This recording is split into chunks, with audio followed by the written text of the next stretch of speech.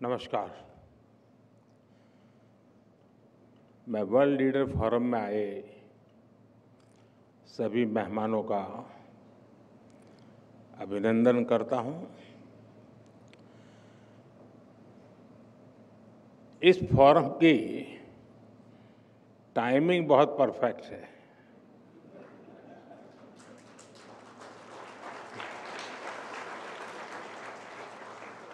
और इसलिए मैं आपकी सराहना करता हूं। अभी पिछले हफ्ते ही लाल किले से मैंने नेक्स्ट जनरेशन रिफॉर्म्स की बात कही है और अब ये फोरम इस स्पिरिट के फोर्स मल्टीप्लायर के रूप में काम कर रहा है। साथियों, यहाँ वैश्विक परिस्थितियों पर, जियो इकोनॉमिक्स पर बहुत विस्तार से चर्चाएं हुई हैं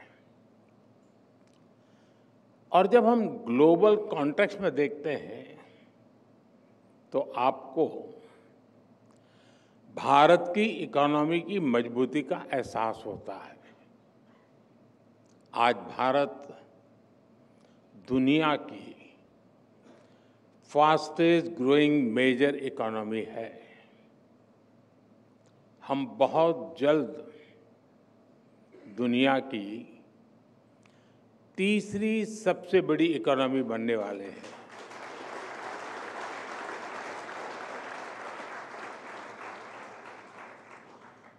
एक्सपर्ट कह रहे हैं कि दुनिया की ग्रोथ में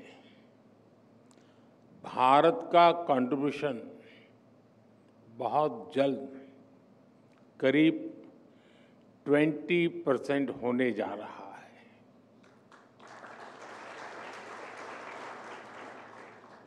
ये ग्रोथ, ये रेजिलियंस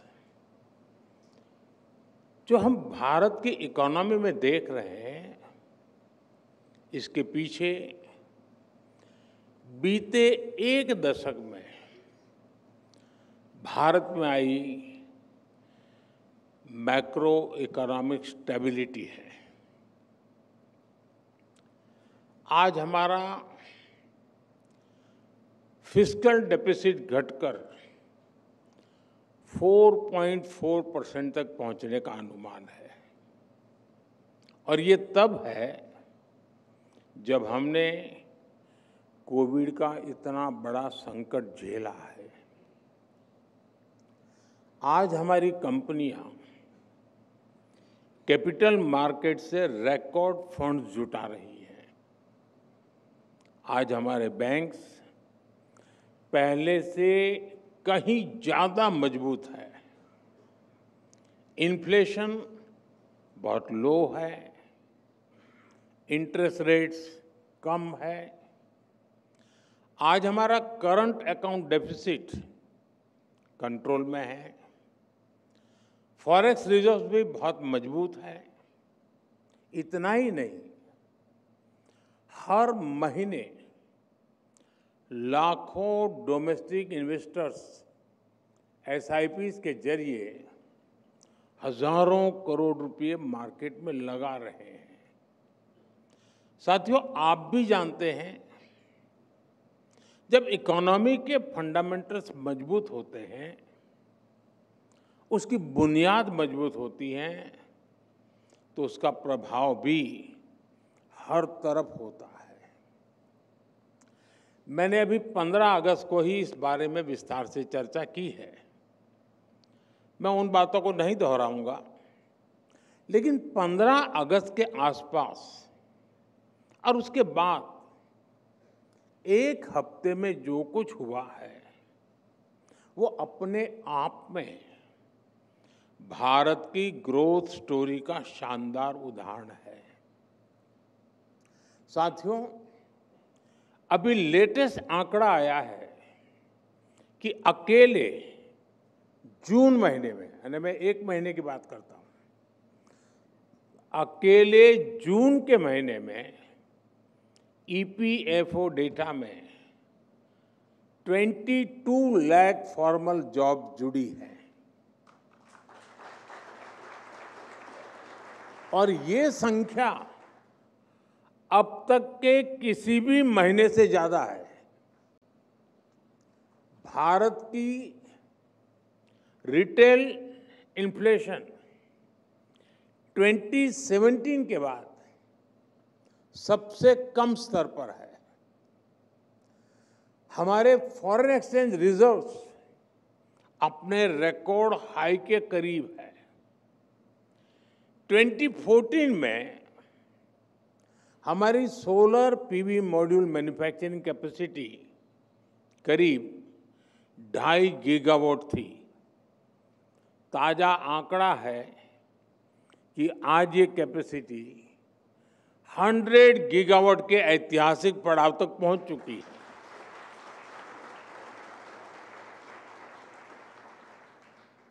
दिल्ली का हमारा एयरपोर्ट भी ग्लोबल एयरपोर्ट्स के एलिट 100 मिलियन प्लस क्लब में पहुंच गया है। आज इस एयरपोर्ट की annual passenger handling capacity 100 million plus की है। दुनिया के सिर्फ 6 एयरपोर्ट्स इस एक्सक्लूसिव ग्रुप का हिस्सा है। साथियों, बीते दिनों एक और खबर चर्चा में रही है। S&P ग्लोबल रेटिंग ने भारत की क्रेडिट रेटिंग अपग्रेड की है और ऐसा करीब 2 दशकों के बाद हुआ है।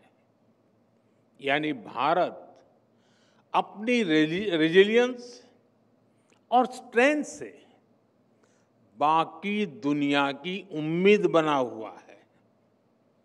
साथियों, आम बोलचाल में एक लाइन हम बार बार सुनते आए हैं, कभी हम भी बोलते हैं, कभी हम भी सुनते हैं, और कहा जाता है मिसिंग द बस। यानी कोई अवसर आए और वो निकल जाए। हमारे देश में पहले की सरकारों ने टेक्नोलॉजी और इंडस्ट्री के अवसरों की कई ऐसी बसेस छोड़ी हैं। मैं आज किसी की आलोचना के इरादे से यहाँ नहीं आया हूं, लेकिन लोकतंत्र में कई बार तुलनात्मक बात करने से स्थिति और स्पष्ट होती है। साथियों, पहले की सरकारों ने देश को वोट बैंक की राजनीति में उलझा कर रखा। उनकी सोच चुनाव से आगे सोचने की ही नहीं थी। वो सोचते थे जो कटिंग एज टेक्नोलॉजी है वो बनाने का काम विकसित देशों का है। हमें कभी जरूरत होगी तो वहां से इंपोर्ट करेंगे। यही वजह थी कि सालों तक हमारे देश को दुनिया के बहुत से देशों से पीछे रहना पड़ा। हम बस मिस करते रहे। मैं कुछ उदाहरण बताता हूं।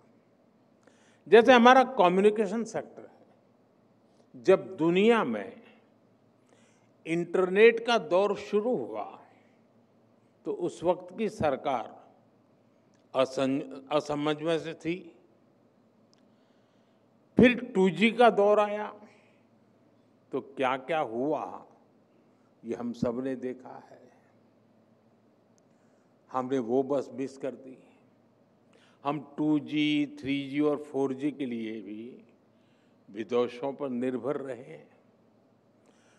आखिर कब तक ऐसा चलता रहा? इसलिए 2014 के बाद भारत ने अपनी अप्रोच बदली। भारत ने तय कर लिया कि हम कोई भी बस छोड़ेंगे नहीं, बल्कि ड्राइविंग सीट पर बैठकर आगे बढ़ेंगे।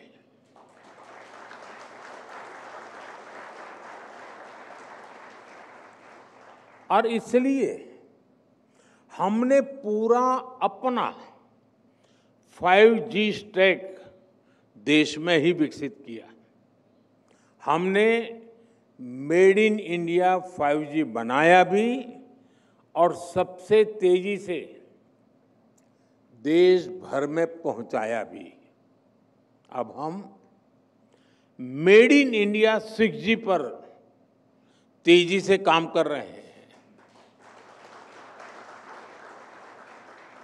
और साथियों, हम सब जानते हैं भारत में सेमीकंडक्टर बनने की शुरुआत भी 50-60 साल पहले हो सकती थी, लेकिन भारत ने वो बस भी मिस कर दी और आने वाले कई वर्षों तक ऐसा ही होता रहा। आज हमने ये स्थिति बदली है। भारत में सेमीकंडक्टर से जुड़ी फैक्ट्रियां लगनी शुरू हो चुकी हैं। इस साल के अंत तक पहली मेड इन इंडिया चिप बाजार में आ जाएगी।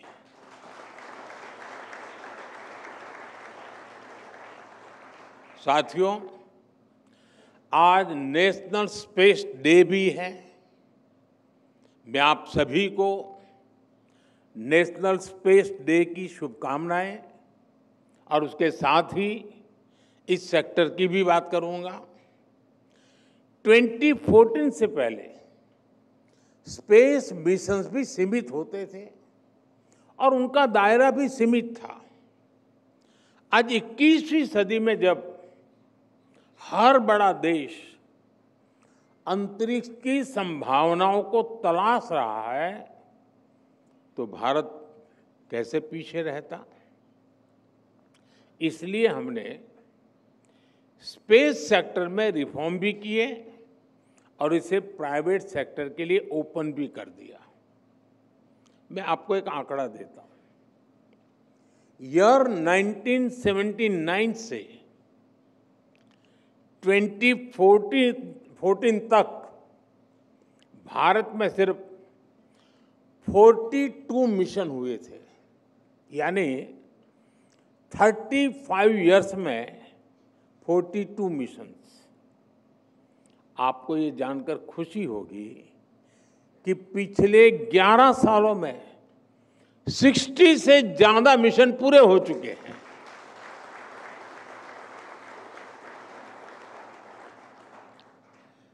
आने वाले समय में कई सारे मिशन लाइन अप है। इसी साल हमने स्पेस डॉकिंग का सामर्थ्य भी हासिल किया है। ये हमारे फ्यूचर के मिशंस के लिए बहुत बड़ी अचीवमेंट है। अब भारत गगनयान मिशन से अपने एस्ट्रोनॉट्स को स्पेस में भेजने की तैयारी में है और इसमें हमें ग्रुप कैप्टन शुभांशु शुक्ला के अनुभवों से भी बहुत मदद मिलने वाली है। साथियों, स्पेस सेक्टर को नई एनर्जी देने के लिए उसे हर बंधन से आजाद करना जरूरी था। इसलिए हमने पहली बार प्राइवेट पार्टिसिपेशन के लिए क्लियर रूल्स बनाए। पहली बार स्पेक्ट्रम एलोकेशन ट्रांसपेरेंट हुआ। पहली बार फॉरेन इन्वेस्टमेंट लिबरलाइज हुआ और इस साल के बजट में हमने स्पेस स्टार्टअप्स के लिए 1000 करोड़ रुपए का वेंचर कैपिटल फंड भी दिया है। साथियों, आज भारत का स्पेस सेक्टर इन रिफॉर्म्स की सफलता देख रहा है। साल 2014 में भारत में सिर्फ एक स्पेस स्टार्टअप था, आज 300 से ज्यादा है।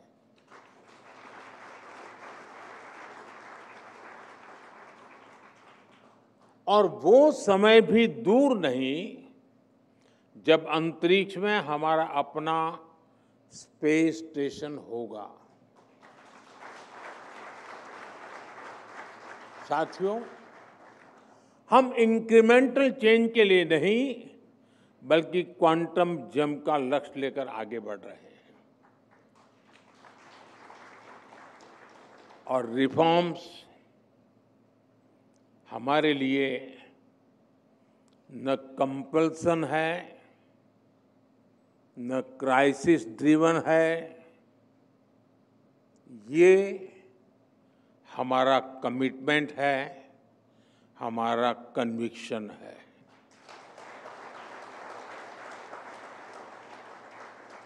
हम होलिस्टिक अप्रोच के साथ किसी एक सेक्टर की गहरी समीक्षा करते हैं और फिर वन बाय वन उस सेक्टर में रिफॉर्म किए जाते हैं। फ्रेंड, कुछ ही दिन पहले संसद का मॉनसून सत्र समाप्त हुआ है। इसी मॉनसून सत्र में आपको रिफॉर्म्स की निरंतरता दिखेगी। विपक्ष द्वारा अनेक व्यवधान पैदा करने के बावजूद हम पूरे कमिटमेंट के साथ रिफॉर्म्स पे जुटे रहे। इसी मॉनसून सत्र में जन विश्वास 2.0 है। ये ट्रस्ट बेस्ड गवर्नेंस और प्रो पीपल गवर्नेंस से जुड़ा बहुत बड़ा रिफॉर्म हुआ है। जन विश्वास के पहले एडिशन में हमने करीब 200 माइनर ऑफेंसेस को डीक्रिमिनलाइज किया था। अब इस कानून के दूसरे एडिशन में हमने 300 से ज्यादा माइनर ऑफेंसेस को डीक्रिमिनलाइज कर दिया है। इसी सेशन में इनकम टैक्स कानून में भी रिफॉर्म किया गया है। 60 साल से चले आ रहे इस कानून को अब और सरल बनाया गया है। और इसमें भी एक खास बात है, पहले इस कानून की भाषा ऐसी थी कि सिर्फ वकील या सीए ही इसे ठीक से समझ पाते थे, लेकिन अब इनकम टैक्स बिल को देश के सामान्य टैक्स पेयर की भाषा में तैयार किया गया है। ये दिखाता है कि नागरिकों के हितों को लेकर हमारी सरकार कितनी संवेदनशील है। साथियों, इसी मॉनसून सेशन में माइनिंग से जुड़े कानूनों में भी बहुत संशोधन किया गया है। शिपिंग और पोर्ट से जुड़े कानून भी बदले गए हैं। ये कानून भी अंग्रेजों के जमाने से ऐसे ही चले आ रहे थे। अब जो सुधार हुए हैं वो भारत की ब्लू इकोनॉमी को, पोर्ट लेड डेवलपमेंट को बढ़ावा देंगे। इसी तरह स्पोर्ट्स सेक्टर में भी नए रिफॉर्म किए गए हैं। हम भारत को बड़े इवेंट्स के लिए तैयार कर रहे हैं। स्पोर्ट्स इकोनॉमी के पूरे इकोसिस्टम का निर्माण कर रहे हैं। इसलिए सरकार नई नेशनल स्पोर्ट्स पॉलिसी खेलो भारत नीति लेकर भी आई है। साथियों, जो लक्ष्य हासिल कर लिया उसी में संतुष्ट हो जाऊं, इतना करके बहुत हो गया, मोदी आराम कर लेगा, ये मेरे स्वभाव में नहीं है।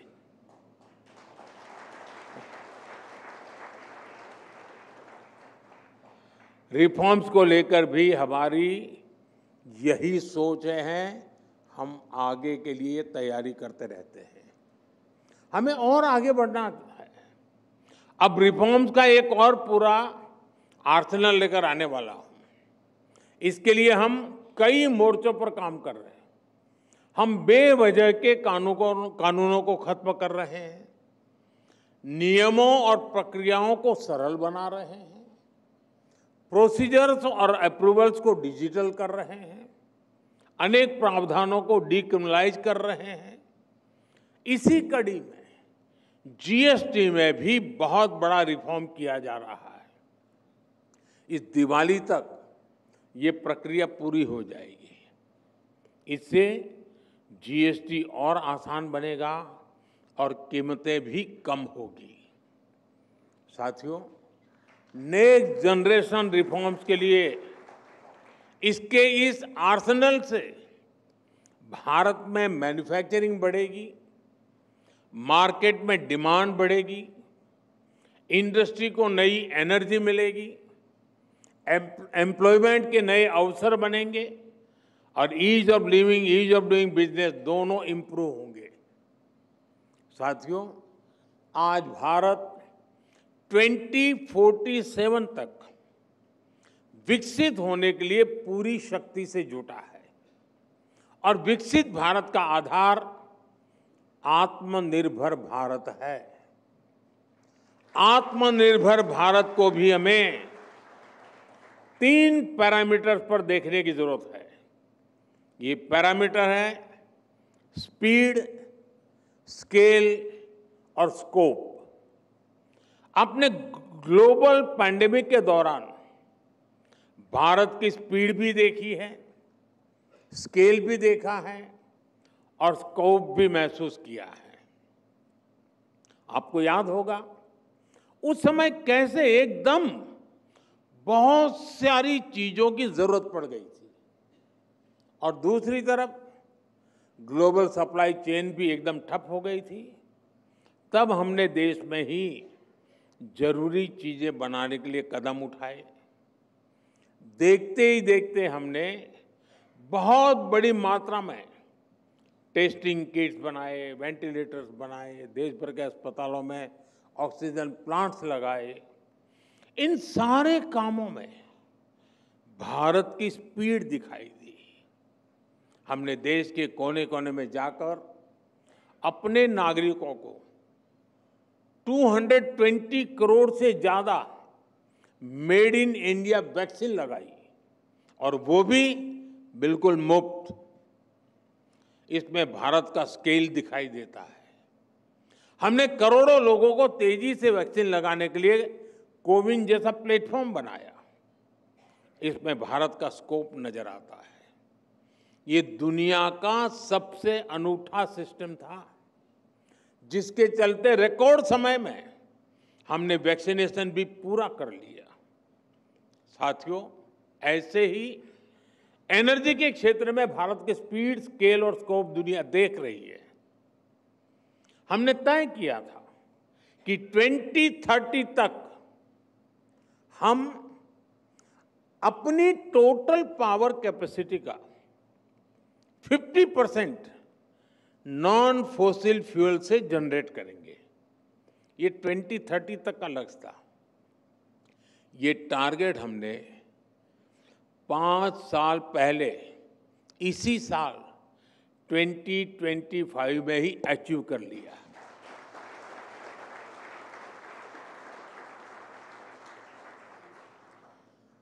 साथियों, पहले के समय जो नीतियां थी उसमें इंपोर्ट पर बहुत जोर रहा। लोगों के अपने फायदे थे, अपने खेल थे। लेकिन आज आत्मनिर्भर होता भारत एक्सपोर्ट में भी नए रिकॉर्ड बना रहा है। पिछले 1 साल में हमने 4 लाख करोड़ रुपए के एग्रीकल्चर प्रोडक्ट एक्सपोर्ट किए हैं। पिछले 1 साल में पूरी दुनिया में 800 करोड़ वैक्सीन डोज बनी है। इसमें 400 करोड़ भारत में ही बनी है। आजादी के 6.5 दशक में हमारा इलेक्ट्रॉनिक्स एक्सपोर्ट 35,000 करोड़ रुपए के आसपास पहुंच पाया था। आज ये करीब 3.25 लाख करोड़ रुपए तक पहुंच रहा है। साथियों, 2014 तक भारत 50,000 करोड़ रुपए के आसपास के ऑटोमोबाइल एक्सपोर्ट करता था। आज भारत 1 साल में 1,20,000 करोड़ रुपए के ऑटोमोबाइल एक्सपोर्ट कर रहा है। आज हम मेट्रो कोच, रेल कोच से लेकर रेल लोकोमोटिव तक एक्सपोर्ट करने लगे हैं। वैसे आपके बीच आया हूं तो भारत की एक और सफलता के बारे में आपको बता दूं। भारत अब दुनिया के 100 कंट्रीज को इलेक्ट्रिक व्हीकल भी एक्सपोर्ट करने जा रहा है। 2 दिन के बाद 26 अगस्त को इससे जुड़ा एक बहुत बड़ा कार्यक्रम भी हो रहा है। साथियों, आप सभी जानते हैं, देश की प्रगति का बहुत बड़ा आधार रिसर्च भी है। इंपोर्टेड रिसर्च से गुजारा तो हो सकता है, लेकिन जो हमारा संकल्प है वो सिद्ध नहीं हो सकता। इसलिए रिसर्च फील्ड में हमें अर्जेंसी चाहिए, वैसा माइंडसेट चाहिए। हमने रिसर्च को प्रोत्साहित करने के लिए बहुत तेजी से काम किया है। इसके लिए जो जरूरी पॉलिसी और प्लेटफॉर्म चाहिए, उस पर भी हम लगातार काम कर रहे हैं। आज रिसर्च और डेवलपमेंट पर होने वाला खर्च 2014 की तुलना में 2 गुने से भी अधिक हो गया है। 2014 की तुलना में फाइल किए जाने वाले पेटेंट्स की संख्या भी 17 टाइम ज्यादा हो गई है। हमने करीब 6,000 हायर एजुकेशन इंस्टीट्यूट में रिसर्च एंड डेवलपमेंट सेल स्थापित किए हैं। वन नेशन वन सब्सक्रिप्शन से भी आप परिचित हैं। इसने छात्रों के लिए विश्व स्तरीय रिसर्च जर्नल्स तक पहुंचने में उनको बहुत आसान बना दिया है। हमने 50,000 करोड़ रुपए के बजट के साथ नेशनल रिसर्च फाउंडेशन बनाया है। 1 लाख करोड़ रुपए की research development fund innovation scheme को भी मंजूरी दी थी। लक्ष्य ये है कि प्राइवेट सेक्टर में, विशेषकर सनराइज और स्ट्रेटेजिक सेक्टर में, नई रिसर्च को सपोर्ट मिले। साथियों, यहाँ इस समिट में इंडस्ट्री के भी बड़े बड़े दिग्गज भी हैं। आज समय की मांग है कि इंडस्ट्री और प्राइवेट सेक्टर आगे आए, विशेषकर clean energy, quantum technology, battery storage, advance materials और बायोटेक्नोलॉजी जैसे सेक्टर्स में रिसर्च पर अपना काम और अपना निवेश बढ़ाएं। इससे विकसित भारत के संकल्प को नई एनर्जी मिलेगी। साथियों, रिफॉर्म, परफॉर्म, ट्रांसफॉर्म के मंत्र पर चल रहा भारत आज उस स्थिति में है कि वो दुनिया को धीमी ग्रोथ से बाहर निकाल सकता है। हम ठहरे हुए पानी में किनारे पर बैठ करके कंकड़ मारकर एंजॉय करने वाले लोग नहीं हैं।